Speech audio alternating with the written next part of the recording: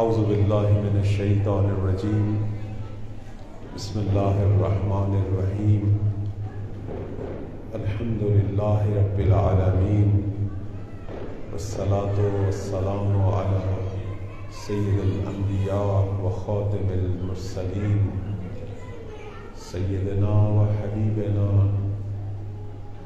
حبیب الہ العالمین ابی القاسم محمد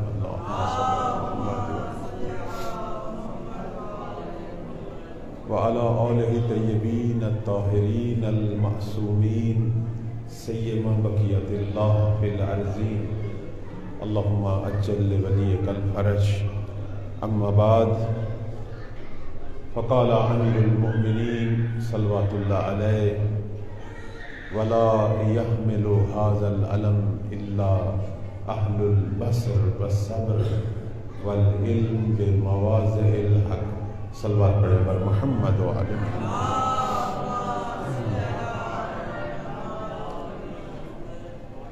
مولا کائنات صلوات اللہ علیہ فرماتے ہیں کہ یہ ولایت کا علم، یہ امامت کا علم، یہ مہدویت کا پرچم وہ لوگ اٹھائیں گے کہ جو صاحبان بصیرت ہوں گے، جو مشکلوں میں صبر کریں گے اور جنہیں یہ پتہ ہوگا کہ حق کیا ہے اور باطل کیا ہے۔ آج شب نیمہ شعبان ہے، شب جمعہ بھی ہے، بہت عظمت والی رات ہے اور جگہ حرم مطہر حضرت معصومہ سلام اللہ علیہا ہے۔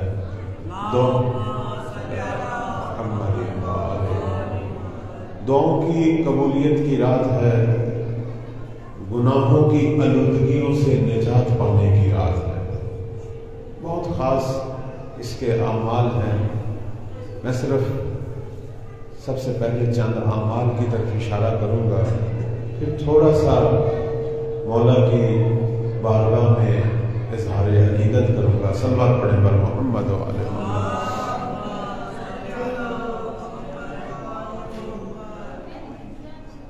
ہمارے علماء کرام احادیث کی روح سے فرماتے ہیں کہ آج کی رات کا آغاز غسل سے کرنا چاہیے، انسان غسل نیمہ شعبان کرے، اور یہ غسل جو ہے یہ خاص غسل نہیں ہے، جس طرح عام غسل ہوتا ہے ویسے ہی صرف آپ کی نیت ہو، لیکن اس کا اثر بڑا خاص ہے، چونکہ رات بڑی خاص ہے نا، تو غسل تو آپ عام طریقے سے کریں گے، لیکن کہتے ہیں روایت میں ہے، معصوم فرماتے ہیں تو غسل کرتا جائے گا تیرے گناہ جھڑتے جائیں گے۔ اگر گناہوں سے پاک ہونا ہے تو اس رات غسل کرے۔ اسی طرح اس رات کے اعمال کے بارے میں فرماتے ہیں کوئی اور عمل کرے نہ کرے، زیارت سید الشہداء ضرور کرے، مولا کی زیارت، وہ جو ہماری مفاتی میں ہے۔ اب تو موبائل ہے، انٹرنیٹ ہے، آرام سے آپ دیکھ سکتے ہیں زیارت سید الشہداء، اور وہ اس رات شب قدر کی رات اور اس رات بہت زیادہ تاکید ہے۔ شب قدر کے بعد سب سے اہم ترین رات جو ہے وہ یہی رات شب نیمہ شعبان ہے، کہ جس رات اللہ نے وعدہ کیا ہے کہ وہ اپنی مخلوق، اپنے بندوں کی دعاؤں کو بھی سنے گا اور گناہوں کو بھی بخشے گا۔ اس رات میں ایک خصوصیت ہے جو شب قدر میں نہیں ہے، اس لیے میں اس رات کی زیادہ اہمیت کا قائل ہوں، وہ یہ کہ شب قدر کی بڑی عظمت ہے، لیکن شب قدر کو پانا مشکل ہے۔ مثلا ہمیں نہیں پتہ چلتا کہ وہ 19ویں کی شب ہے، 21ویں کی ہے، 23ویں کی ہے، معلوم نہیں ہوتا کون سی ہے، لیکن اس کا پتہ ہے یہ کون سی رات ہے۔ اس اعتبار سے یہ رات بڑی اہم ہے۔ اگر کوئی شخص شب قدر کو نہیں پا سکا، شب نیمہ شعبان اللہ کی بارگاہ میں سجدہ کرے اور گناہوں کی معافی مانگے۔ یہ دعاؤں کی قبولیت کی رات ہے، یہ گناہوں سے بخشش کی رات ہے۔ جو دعا ابھی تک قبول نہیں ہوئی وہ اس رات قبول ہوگی، جو حاجت ابھی تک پوری نہیں ہوئی وہ اسی رات پوری ہوگی، اور جس مشکل سے ابھی تک جان بھی چھوٹی اسی رات چھوٹے گی۔ یہ مشکلات سے جان چھڑانے والی رات ہے، لہذا اس رات کی قدر و قیمت کو جانیں۔ اس رات سونا نہیں ہے، جتنا ہو سکے عبادت کریں۔ کہتے ہیں کہ ایک اسی طرح کی رات تھی، آغاز تھا میرے پیغمبر کی نبوت کا، تو جب پہلی نیمہ شعبان کی رات آئی تو ہمارے پیغمبر جو ہے وہ معمول کے مطابق جیسے انہوں نے تقسیم کیا ہوا تھا، ایک حصہ عبادت میں گزارتے تھے رات کا، ایک حصہ سوتے تھے، ایک حصہ جو ہے وہ بچوں کے امور۔ تو پیغمبر اسلام جب سونے کے لیے بستر پر لیٹے تو جبرائیل نازل ہوئے، کہنے لگے اے محمد یہ سونے والی رات نہیں ہے، آج کی رات آپ نے نہیں سونا۔ وہ جو نبی نے رات کا ایک حصہ سونے کے لیے رکھا تھا، جناب جبرائیل آئے، کہنے لگے آج نہیں سونا، خدا یہ کہہ رہا ہے اے نبی نہ تو آج سو نہ تیری امت آج سوئے، کیونکہ یہ رات میرے کرم کی رات ہے، یہ رات میری رحمت کی رات ہے۔ جو رات اس رات جاگیں گے خدا ان کو رحمت کی نگاہ سے دیکھے گا۔ اس رات تو اللہ بہانے ڈھونڈتا ہے اپنے بندوں کے گناہ معاف کرنے، جو بھی منہ سے ذکر نکالے گا وہی تیری بخشش کے لیے۔ بعض لوگ کہتے ہیں ہمیں نہیں پتا ہم کیا کریں، درود پڑھنا آتا ہے وہی پڑھتے رہیں، تسبیح کرنی آتی ہے وہی کرتے رہیں، استغفر اللہ ربی واتوب الیہ پڑھنا آتا ہے وہی پڑھتے رہیں۔ جو عمل بھی حتیٰ قرآن کی تلاوت کرتے رہیں، کچھ نہیں آتا تو پروردگار کا نام ہی لیتے رہیں، تو صرف ذکر کر، وہ بخشتا رہے گا، وہ بخشتا رہے گا۔ اس رات جو ہے اللہ نے اپنے بندوں کی بخشش کا وعدہ کیا ہے۔ کہتے ہیں بہت سارے اعمال ہیں اس رات کے، جیسے میں نے ابھی اشارہ کیا زیارت سید الشہداء ہے، اسی طرح بہت زیادہ تاکید ہے دعائے قبیل کی، بہت زیادہ تاکید ہے کہ اس رات، اور آج تو شب جمعہ بھی ہے، دعائے قبیل جو ہے وہ تو ویسے ہی روحانیت کا نور کا سمندر ہے، خاص تحفہ ہے مولا کائنات کا، اس رات پڑھنے کا حکم ہے۔ اور اسی طرح فرمان ہے کہ اس رات نماز جعفر تیار پڑھی جائے، وہ پڑھی جائے تو اس کی بے پناہ عظمت ہے۔ اب یہ چیزیں ڈھونڈنے کی ضرورت نہیں ہے، آپ کے انٹرنیٹ پہ آپ لکھیں گوگل پہ نماز جعفر تیار، پورا طریقہ لکھا ہوا سامنے آ جائے گا۔ اور آپ کی خدمت میں عرض کروں، چونکہ شب جمعہ بھی ہے اور یہ رات بڑی خاص رات ہے، اگر ابھی تک نماز شب پڑھنے کی توفیق حاصل نہیں ہوئی، آج کی رات نماز شب ضرور پڑھیں۔ کہتے ہیں شب نیمہ شعبان ایک اہم ترین عمل خود نماز شب ہے۔ وہ جو روٹین میں پڑھتے ہیں وہ تو پڑھیں گے، لیکن جنہوں نے آج تک نہیں پڑھی وہ آج ضرور نماز شب پڑھیں۔ نماز شب کے بارے میں ہمارے بزرگان محمد والے محمد کا فرامین کی روح سے یہ کہا کرتے تھے، اگر دنیا چاہتا ہے تو نماز شب پڑھ، اگر آخرت چاہتا ہے تو نماز شب پڑھ۔ اللہ نے نماز شب کے اندر پتہ نہیں کیا کچھ رکھا ہوا ہے، اور اوپر سے نیمہ شعبان کی رات ہو، شب جمعہ کی رات ہو اور نماز شب۔ اللہ اکبر۔ نماز شب کے بارے میں اتنی تاکید ہے کہ اگر تو 11 رکعت نہیں پڑھ سکتا، جتنی پڑھ سکتا ہے پڑھ، کچھ نہیں کر سکتا تو 2 رکعت ہی پڑھ لے، اس نیت سے کہ پروردگار تیرا حکم ہے میں یہ 2 رکعت نماز پڑھ رہا ہوں، اور اگر کبھی طبیعت خراب ہو 2 رکعت بھی نہ پڑھ سکے تو قضا کی نیت سے بعد والے دن پڑھ لے، پروردگار اس کو بھی نماز شب حساب کرے گا۔ لیکن ایک چیز ہے، ہمارے علماء فرماتے ہیں، ہے تو معصوم کا فرمان، کہتے ہیں رات کو اگر نماز شب بھی نہیں پڑھی جا رہی، طبیعت زیادہ خراب ہے یا ٹائم آپ کے پاس نہیں بچا، تو جہاں بھی تو لیٹا ہوا ہے اپنے بستر پر ایک دفعہ اللہ کی بارگاہ میں سجدہ کر کے،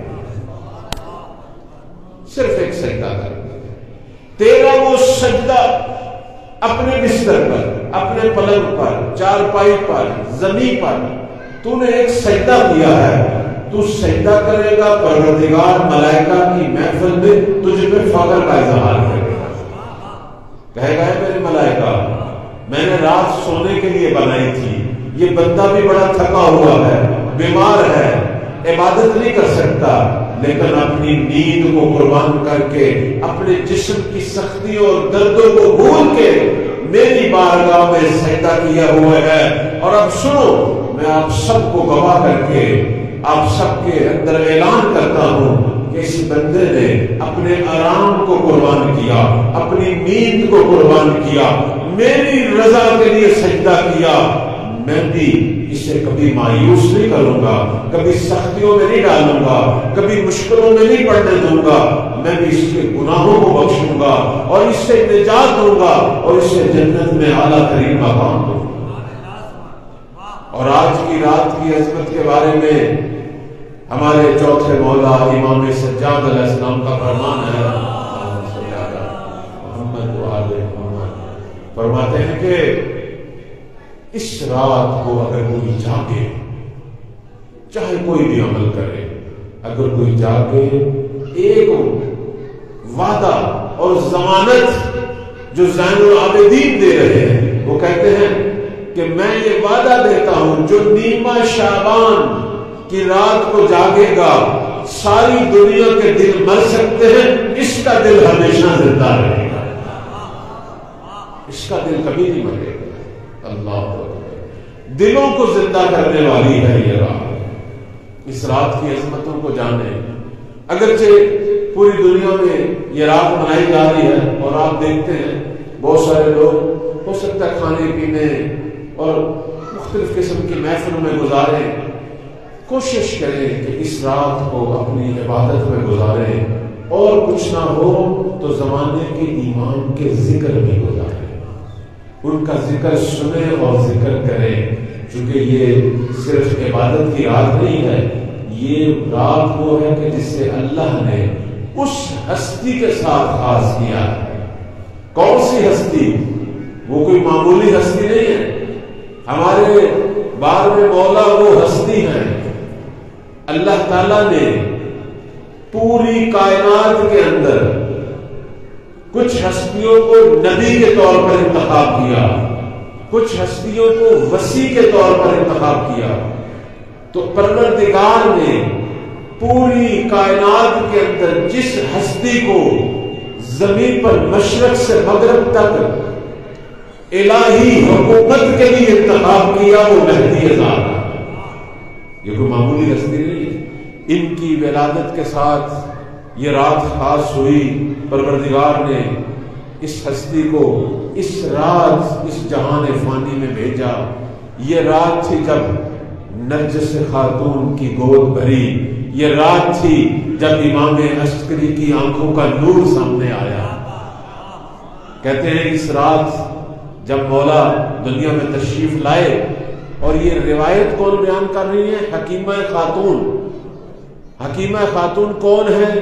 کہ جو امام علی نقی علیہ السلام کی ہمشیرہ ہے اور امام جواد صلوات اللہ علیہ کی بیٹی ہے اور امام عسکری علیہ السلام کی پھوپھی محترمہ۔ کہتی ہے کہ اس رات جب آخری حجت نے دنیا میں تشریف لانا تھا تو میں وہ رات مولا کے گھر میں تھی، اپنے بھتیجے کے گھر میں تھی، اور پھر وہ مبارک لحظے آئے، وہ مبارک لحظے آئے کہ جب حجاب آ گئے، جب وہ خاص نورانی لحظات آئے کہ کہتی ہیں ہمیں نہیں پتہ چلا کیا ہوا، بس تھوڑی سی ہماری آنکھوں کے سامنے حجاب آیا، اور جب حجاب ہٹا تو ہم نے ایک مبارک بچے کو سجدے کے عالم میں دیکھا۔ ایک مبارک بچہ سجدے کے عالم میں دیکھا۔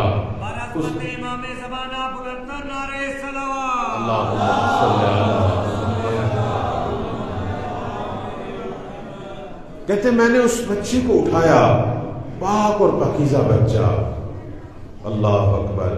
اسی وقت مجھے اپنے بھتیجے کی آواز آئی، یعنی 11ویں مولا کی، کہ پھوپھی اماں وہ نور خدا، وہ حجت خدا جو دنیا میں تشریف لے آئی ہے، اسے میرے پاس لائی۔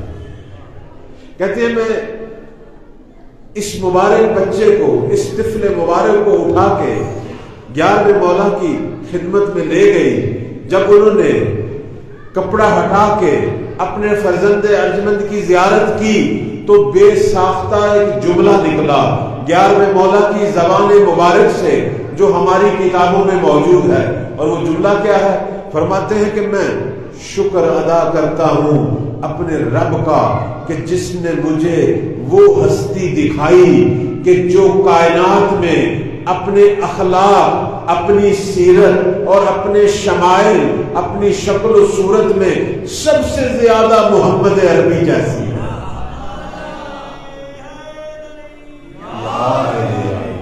ویسے ہمارے اس سے پہلے بھی ایک امام ہیں کہ جن کو یہ شرف حاصل ہے.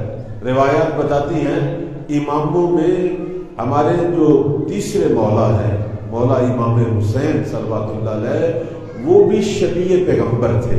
اس لیے تو ان کے فرزند علی اکبر شبیہ پیغمبر تھے. ہم جو کہتے ہیں علی اکبر شبیہ پیغمبر تھے، وہ اس لیے شبیہ پیغمبر تھے چونکہ ان کے بابا حسین شبیہ پیغمبر تھے. یہ دونوں شہزادے خاص شباہت رکھتے تھے. کہتے ہیں کہ چھوٹے ہوتے حسن و حسین جب صحن زہرا میں کھیلتے تھے تو بی بی زہرا اس طرح اپنی محبت کا اظہار کرتی تھی. حسن کو کہتی تھی تو اس لیے مجھے پیارا لگتا ہے چونکہ تو اپنے بابا علی کی شبیہ ہے، اور حسین تو اس لیے پیارا لگتا ہے چونکہ تو میرے بابا محمد کی شبیہ ہے. یا علی تو جناب علی اکبر کیوں شبیہ پیغمبر تھے؟ چونکہ اصل میں وہ اپنے والد حسین کی شبیہ تھے. اور اس کے بعد وہ ہستی جسے شباہت محمد کا جو ایک عظمت اور مقام ملا، وہ ہمارے مولا، وہ 12ویں امام ہیں. اور ان کے بارے میں 11ویں مولا کہتے ہیں اگرچہ اور بھی بڑی شبیہ گزری ہیں لیکن میرا بیٹا مہدی سب سے زیادہ شبیہ ہے. جو لفظ عربی میں آیا وہ یہ ہے اشبہ الناس خلقن و خلقن، یعنی لوگوں میں سب سے زیادہ اگر کوئی پیغمبر کے شبیہ ہیں تو وہ مہدی زہرا ہے.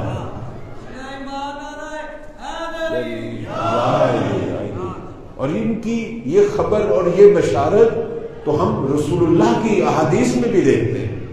شیعہ سنی کتابوں میں یہ حدیث موجود ہے کہ پیغمبر اسلام فرمایا کرتے تھے کہ میری نسل میں سے آنے والا مہدی میرا ہم نام ہے، میرا ہم کنیت ہے، اور اپنے شکل و شمائل میں بھی میں محمد جیسا ہے. شمائلہ شمائلی، کہ اس کی جو شکل و صورت ہے وہ بھی مجھ جیسی ہے. اور فرمایا سیرتہ سیرتی، صرف اپنی شکل و صورت میں نہیں، اللہ نے اسے صفات میں بھی میں محمد جیسا بنایا. اس لیے کہتے ہیں جب مہدی ظہور کریں گے دنیا دوبارہ محمد عربی کو دیکھے گی.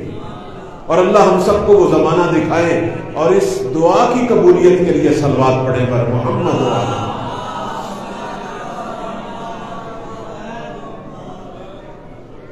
تو میرے عزیزو، حضار گرامی، علماء کرام، یہ بڑی مبارک شب ہے اور اس شب میں بہترین عبادات کا ذکر ہوا ہے، لیکن سب سے بڑی عبادت خود ذکر مہدی ہے.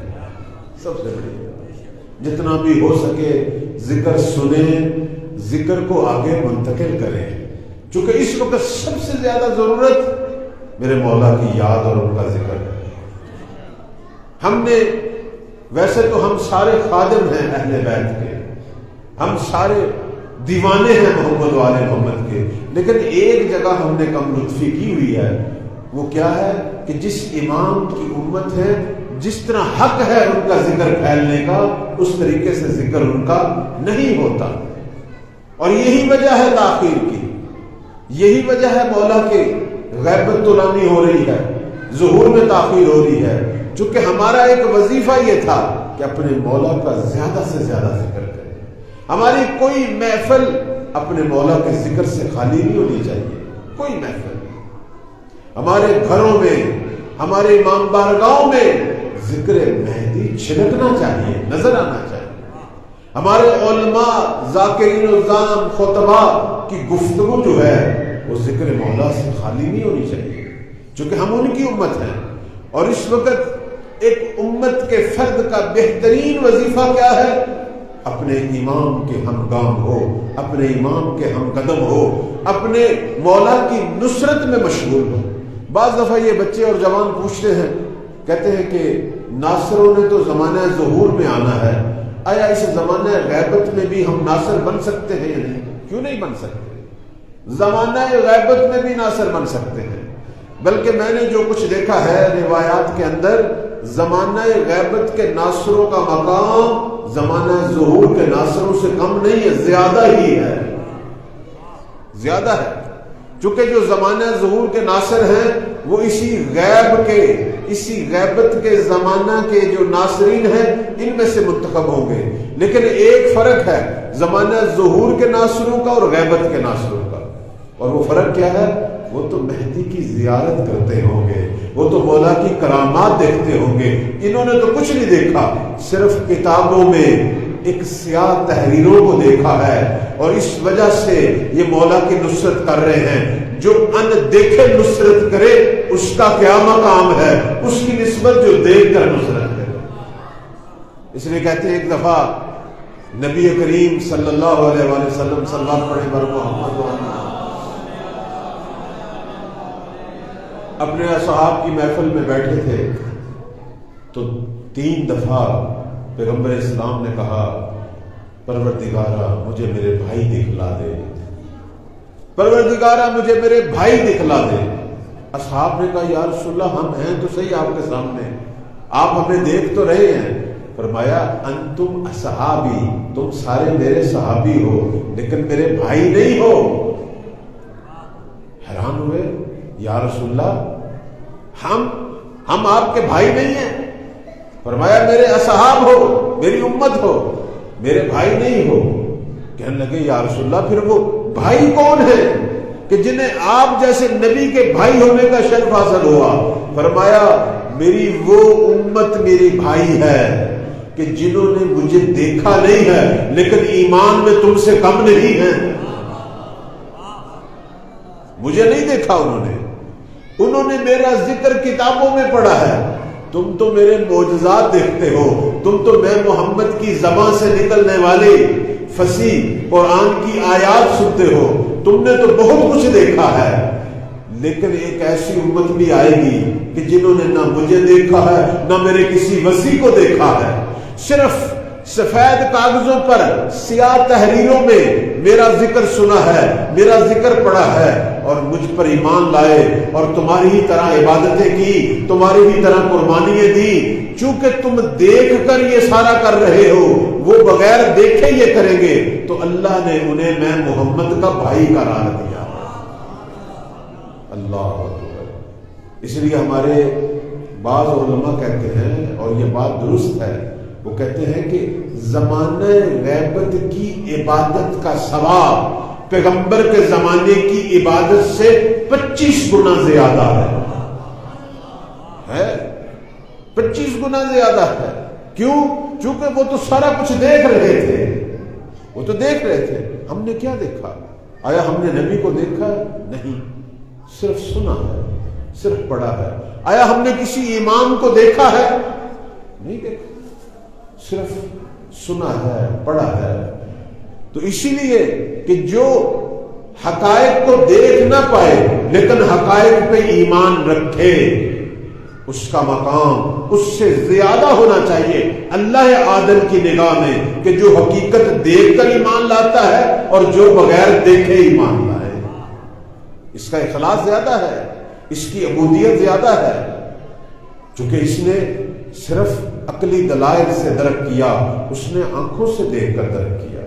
اس لیے ہمارے علماء کہتے ہیں کہ زمانہ غیبت میں جو آپ عبادت کرتے ہیں یہ کوئی عام عبادت نہیں ہے، ان عبادتوں کے لیے رشک کیا کرتے تھے زمانہ حضور کے اصحاب، ہمارے ائمہ کے اصحاب رشک کیا کرتے تھے۔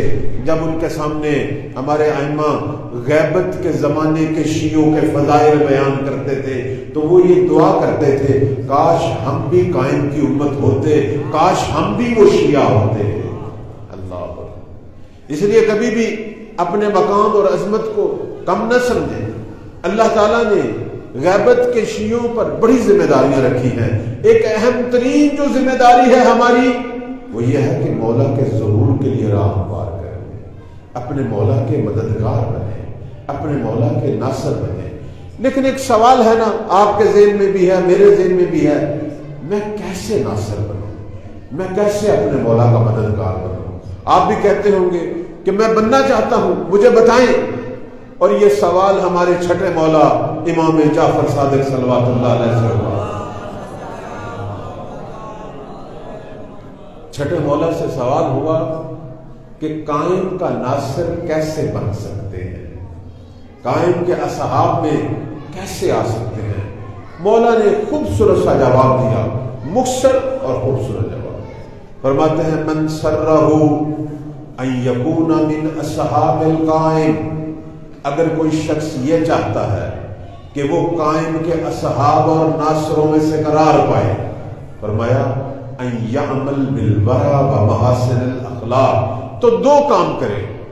پہلا کام فرمایا صاحب ورع بنے. ورع کیا ہوتا ہے؟ ورع یعنی تقوی سے بھی اوپر والا مقام. ایک ہوتا ہے متقی، ایک ہوتا ہے صاحب ورع. میں اس کا سادہ سا فرق بیان کر دوں.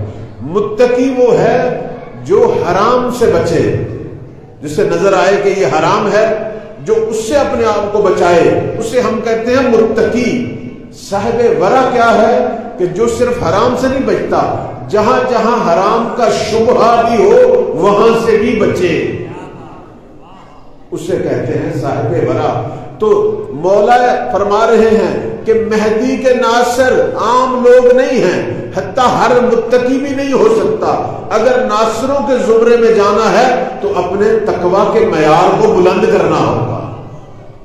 صرف حرام سے نہیں بچنا، بلکہ جہاں جہاں شک ہو حرام کا، جو اس سے بچے گا وہ مہدی کا ناصر بنے گا.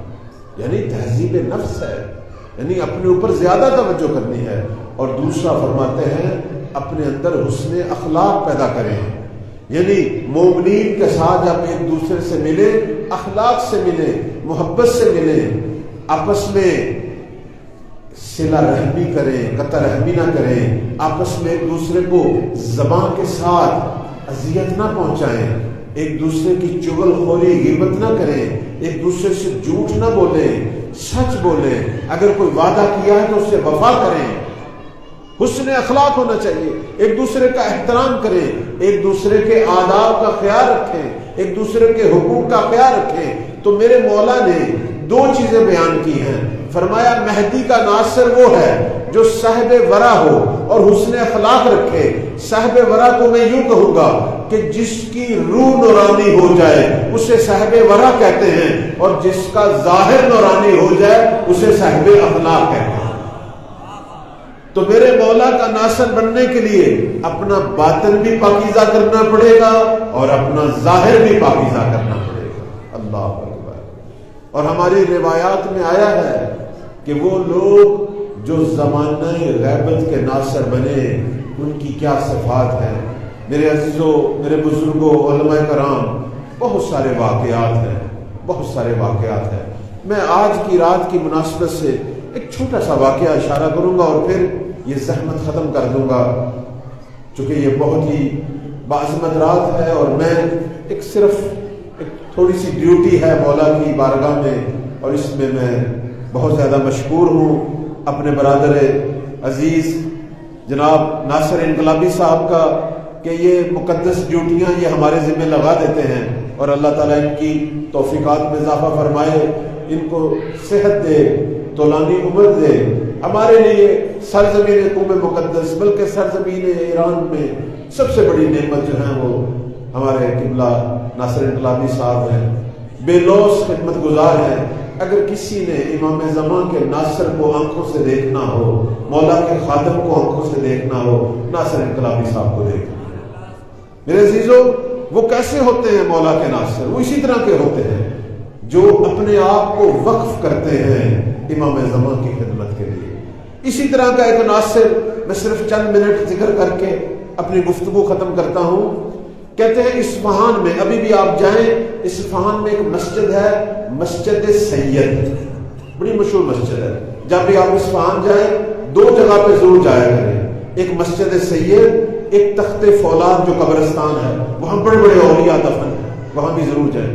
مسجد سید میں ایک قبر ہے سید باقر حسین شفتی کی، بہت بڑی بزرگ ہستی گزری ہے زمانہ قاجار میں۔ کہتے ہیں یہ سید جب زندہ تھے، یہ عالم دین، پورے شہر پہ ان کی ہیبت تھی، حتیٰ اس زمانے کی شاہی حکومت ان سے ڈرتی تھی۔ اللہ نے اس کو بڑے رنگ لگائے تھے۔ اس سید بزرگوار کی ایک صفت تھی، اس کے پاس جتنا بھی پیسہ آتا تھا لوگوں میں بانٹ دیتا تھا، اور ہفتے میں ایک دن رکھا ہوا تھا اس سید نے صرف پیسہ بانٹنے کے لیے۔ سارے شہر کے مساکین غریب وہاں جمع ہوتے تھے، اور اس سید کے بارے میں ذکر ہے مٹھی بھر بھر کے پیسے کی، پیسہ گن کے نہیں دیتا تھا، بس مٹھی بھر کے دے دیتا تھا، اب جس کے مقدر میں جتنا ہے۔ اس سید بزرگوار کا میں ایک چھوٹا سا واقعہ سناتا ہوں اور اپنی گفتگو ختم کرتا ہوں، تاکہ پروردگار جو ہے اس رات کے جو اللہ کی نگاہ میں جو قابل مکرم بندگان ہیں ان کے خدمت گزاروں میں ہمارا نام ہو جائے۔ کہتے ہیں یہ سید بزرگوار ایک دفعہ حج کے لیے چلے۔ جب حج کے لیے گئے تو پورا قافلہ تھا ان کے ساتھ، اور اس زمانے میں جب لوگ حج کے لیے جاتے تھے تو پہلے عراق میں جاتے تھے، عراق کی زیارتیں کرتے تھے، پھر آگے سعودی عرب میں چلے جاتے تھے، پیدل رستہ ہوتا تھا۔ تو یہ حج کے لیے گئے تو نجف ٹھہرے 1 دن کے لیے 2 دن کے لیے۔ جب نجف ٹھہرے تو سید بزرگوار کہتے ہیں کہ میرے قافلے والوں نے اپنے پیسے اور امانتیں میرے سپرد کر دیں کہ قبلہ آپ اپنے پاس رکھیں، چونکہ بالاخر کبھی چوری کا خطرہ ہوتا ہے۔ تو یہ سید کہتے ہیں میرے پاس ایک بڑا سارا صندوق تھا لوہے کا، میں نے اس میں بڑا موٹا تالا لگایا ہوا تھا، سب کے پیسے اس میں ڈالے اور صندوق کو تالا لگا دیا۔ اب ہم سب چلے گئے، مسجد کوفہ کی زیارت کی، مسجد سہلہ کی زیارت کر کے جب میں واپس آیا تو مسجد سہلہ کے پاس ہی وہ جگہ تھی کہ ہم ٹھہرے تھے، میں مختصر کر رہا ہوں، کہہ رہے جب میں مسجد سہلہ کی زیارت کر کے آیا تو دیکھا صندوق کا تالا ٹوٹا ہوا ہے، صندوق کا تالا ٹوٹا۔ اب یہ سید حسین شفتی جن کی قبر ہے مسجد سید میں، یہ کہتے ہیں یہ واقعہ سچا واقعہ، کہتے ہیں مسجد کا تالا ٹوٹا ہوا، میں پریشان کہ یہ کیا ہو گیا، فوراً دوڑتا ہوا مسجد سہلہ میں گیا، مسجد سہلہ ساتھ۔ جب بھی آپ عراق جائیں، نجف، کربل، کوفہ، مسجد سہلہ کو نہ بھولیں، مسجد کوفہ اور مسجد سہلہ یہاں ضرور کچھ ٹائم عبادت کریں۔ مسجد کوفہ جب میرے مولا ظہور کریں گے پوری دنیا کا عالمی دربار مسجد کوفہ ہوگی، جہاں مہدی زارا بیٹھ کر دنیا کے لیے احکام صادر کریں گے، اور مسجد سہلہ میرے مولا کی جائے سکونت ہوگی، جہاں میرے مولا آرام کریں گے اور عبادت کریں گے، خلوت کریں گے پروردگار سے۔ کہتے میں مسجد سہلہ چلا گیا، وہاں جا کے میں نے صرف اپنے مولا کو خطاب کیا، یا صاحب زمان میری مدد کو آئیے، لوگوں کی امانتیں ہیں، ہم نے ابھی حج کے لیے جانا ہے، سارا پیسہ اس صندوق میں تھا، کیسے جائیں، مولا میری مدد کو پہنچے۔ اس سید نے 3 دفعہ پکارا، یا صاحب زمان ادرکنی، یا صاحب زمان ادرکنی۔ کہتے ہیں کہ سامنے سے ایک میں نے جوان کو آتے دیکھا، خوبصورت جوان نورانی، اور اس کے ساتھ ایک بوڑھا سا شخص تھا، یہ دونوں میرے سامنے آئے۔ اس جوان نے کہا سید باقر شفتی کیا ہوا ہے، کیوں اتنے پریشان ہو؟ ہمیشہ آپ اس کو پڑھیں گے روایات میں کہ مولا جو ہے ہمیشہ اللہ نے ان کو جوان رکھا ہوا ہے، کہتے ہیں جب ظہور بھی کریں گے 40 سال سے کم عمر میں ظاہر ہوں گے، اور ان کے ساتھ یہ جو بوڑھا نظر آتا ہے یہ کوئی عام بوڑھا نہیں ہے، یہ حضرت خضر علیہ السلام ہے۔ صلوات پڑھا کریں پر محمد و آلہ۔ اب یہ واقعہ آپ نے توجہ سے سننا ہے، یہ واقعہ آج کی رات میں نے ہدیہ کے لیے رکھا ہوا تھا کہ میری طرف سے آپ کی خدمت میں ایک ہدیہ ہو، اور ساری زندگی یہ واقعہ یاد رہے گا، اور اس سے ہم نے ایک درس لینا، ایک نتیجہ لینا ہے انشاءاللہ۔ وہ سید بزرگوار بتاتے ہیں کہ سامنے خوبصورت جوان ظاہر ہوا، اس نے کہا سید باقر شفتی کیا ہوا، کیوں بلند بلند آواز سے پکار رہے ہو؟ اب اس نے زیارت تو کی ہوئی تھی مولا کی پہلے، فوراً پہچان گیا، کہنے لگا فرزند رسول آپ پر میری جان قربان، آپ سمجھتے ہیں میں کیوں پکار رہا ہوں۔ ساری امانتیں تھیں میرے پاس پورے قافلے والوں کی، ایک چور آیا صندوق کا تالا توڑ گیا، میں لوگوں کو کیا جواب دوں گا، مجھے اس شرمندگی سے بچائیں، مجھے وہ ساری امانتیں واپس چاہیے۔ مولا نے کہا بس اتنی سی بات تھی؟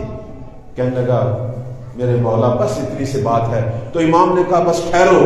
اس کے بعد امام نے سرزمین ایران کی طرف رخ کر کے کہا ہالو ہالو ہالو، 3 دفعہ کہا، جلدی آؤ۔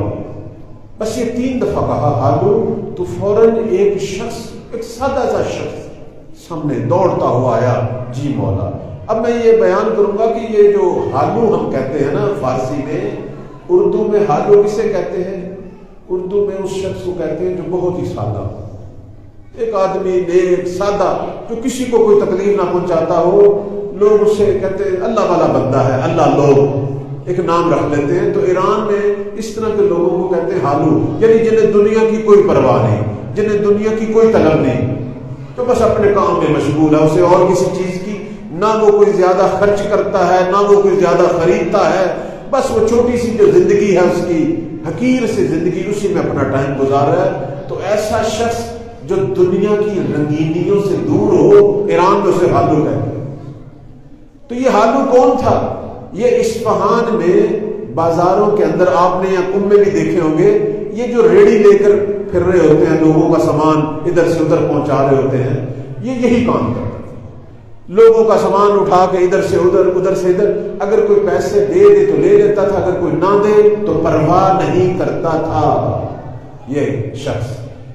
جب اس کو دیکھا سید باقر شفتی نے، مولا نے کہا باقر شفتی یہ ہالو تیرا کام کر دے گا اور میں جا رہا ہوں، خدا حافظ۔ مولا تو نگاہوں سے غائب ہو گئے۔ اب سید بزرگوار ایت اللہ فقیر ایک سادہ سا ہالو کو دیکھ کے کہہ رہا ہے تو وہی تو نہیں ہے جو اصفہان کے بازاروں میں لوگوں کا سامان ادھر سے ادھر لے جاتا ہے، تو وہی ہے، میں نے تجھے پہچان لیا۔ اس نے کہا قبلہ میں وہی ہوں۔ تو کہا اصفہان کہاں اور نجف کہاں، تو پہنچا کیسے؟ کہا مولا نے آواز دی، میں اصفہان کے بازار میں کھڑا تھا، مولا نے آواز دی تو میں آ گیا۔ اب یہ سمجھ گئے کہ یہ تھئی الارض ہے، یہ صاحب کرامت ہے۔ اس نے کہا 3 آوازیں دی، کہنے لگا جی پہلی آواز اصفہان کے بازار میں سنی، 2 آوازیں راستے میں سنی۔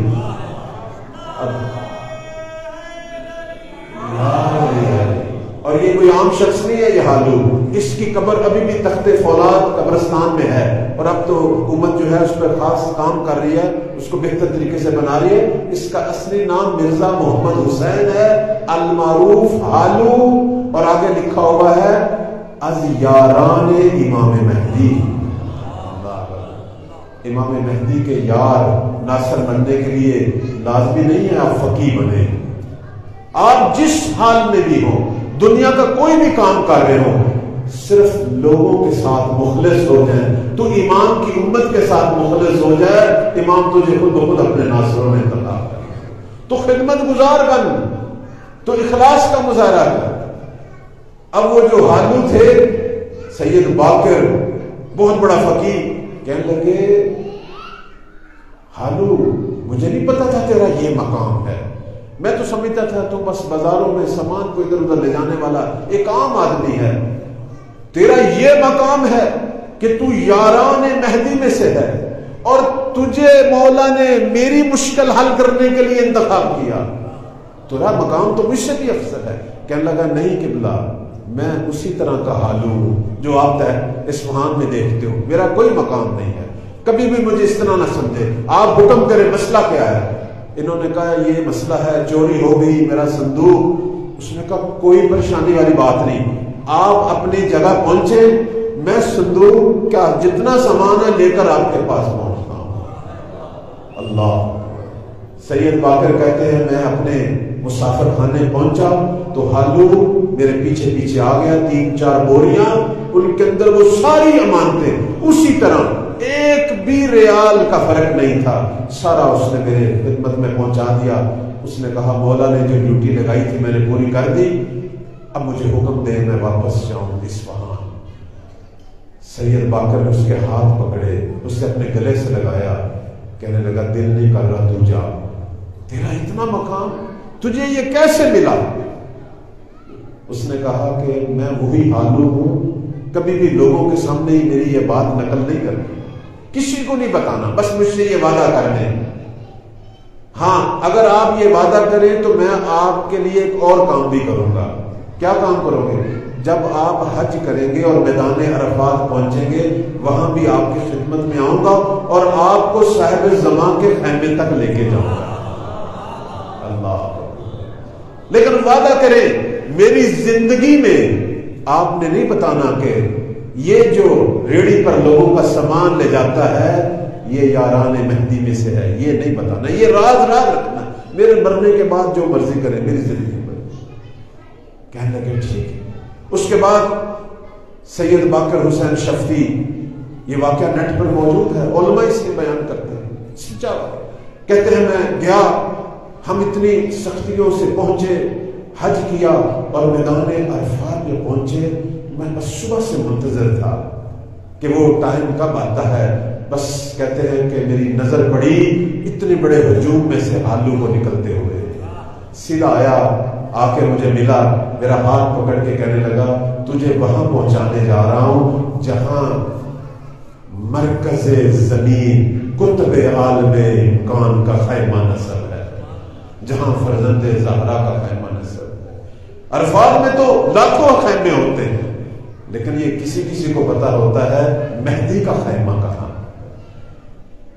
جناب باقر شفتی کہتے ہیں میرا ہاتھ پکڑ کر خیموں میں سے ہوتا ہوتا ایک خیمے کے پاس پہنچ گیا، کہنے لگا یہ جو سامنے خیمہ ہے یہ ہمارے مولا کا خیمہ ہے۔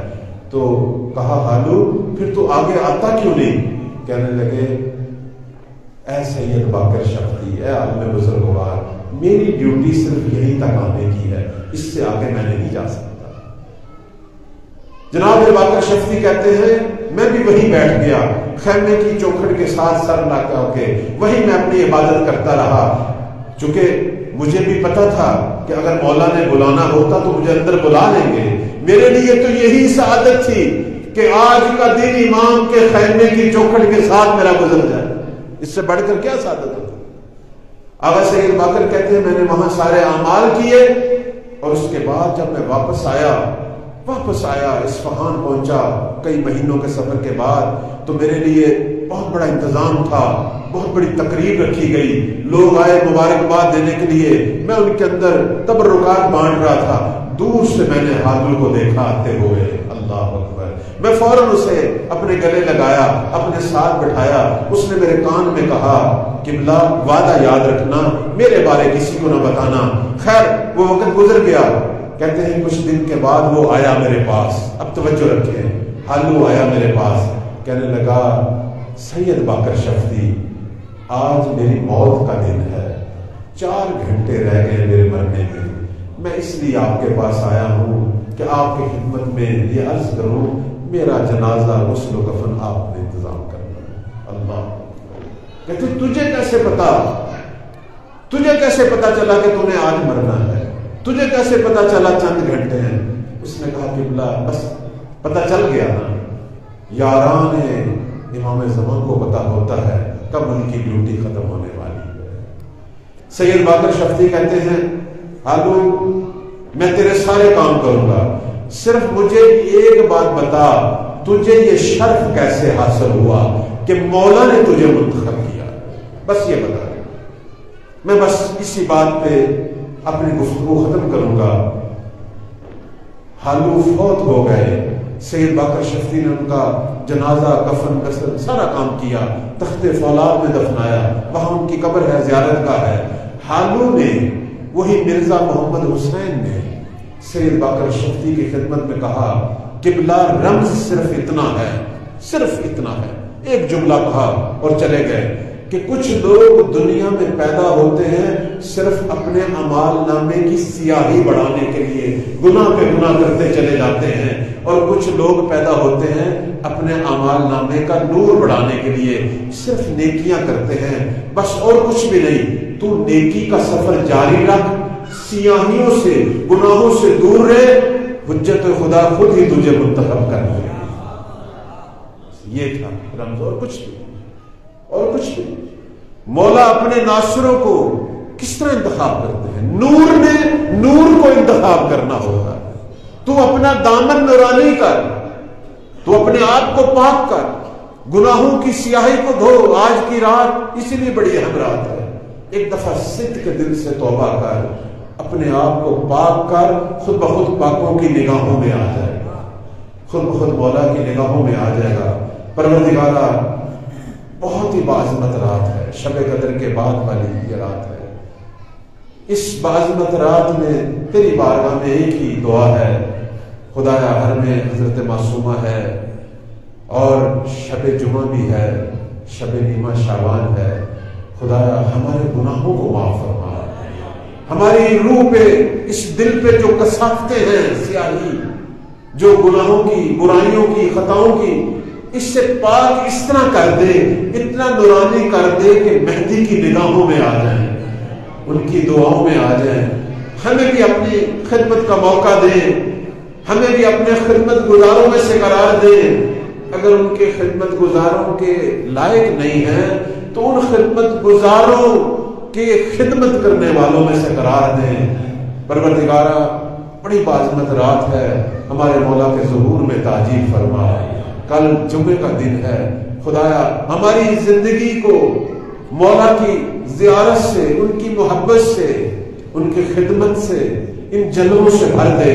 پروردگار یہاں جو ہمارے برادران عزیزان قبلہ انقلابی صاحب اور ان کے تحت جو بہت ہی مخلصین سارے کام چھوڑ کے یہ کام کر رہے ہیں، آج چونکہ اجابت کی رات ہے، پروردگارا ان عزیزوں کو مولا کے خدمت گزاروں میں سے قرار دے، امام مہدی کی نگاہوں اور دعاؤں میں قرار دے. میرا یقین ہے مولا کی نگاہ ان پہ ہے، یقین ہے ان پہ ہے. میں چاہتا ہوں یہ یقین بڑے خدمت گزاروں میں بلند ترین درجہ قرار دے. پروردگارا حاضرین کی دعاؤں کو تو جانتا ہے کون سی دعائیں ہیں، قبول و منظور فرما. مرحومین بالخصوص ان چند دنوں میں جنہوں نے وفات پائی، ان کی قبروں کو پر نور فرما.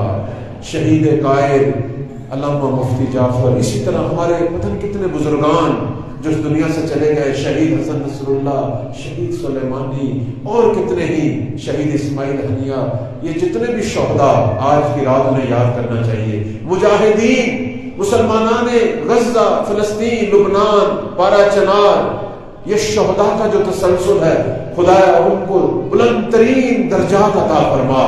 بی بی زہرا سلام اللہ علیہا کی شفاعت نصیب فرما. پروردگار حاضرین کے مرحومین کے درجات بلند فرما. رہبر معظم کا سایہ اور قائد ملت کا سایہ طولانی فرما. پروردگارا ان دعاؤں کو اپنی بارگاہ میں قبول و منظور فرما. جہاں جہاں بھی ہمارے شیعہ آج کی محفل سجائے بیٹھے ہیں، سب کی حفاظت فرما. شیعوں کے اندر ہمدلی پیدا فرما. خدایا مصیبت زدوں کی مصیبت کو دور فرما. اللہم تقبل منا انک انت السمیع العلیم برحمتک یا ارحم الراحمین.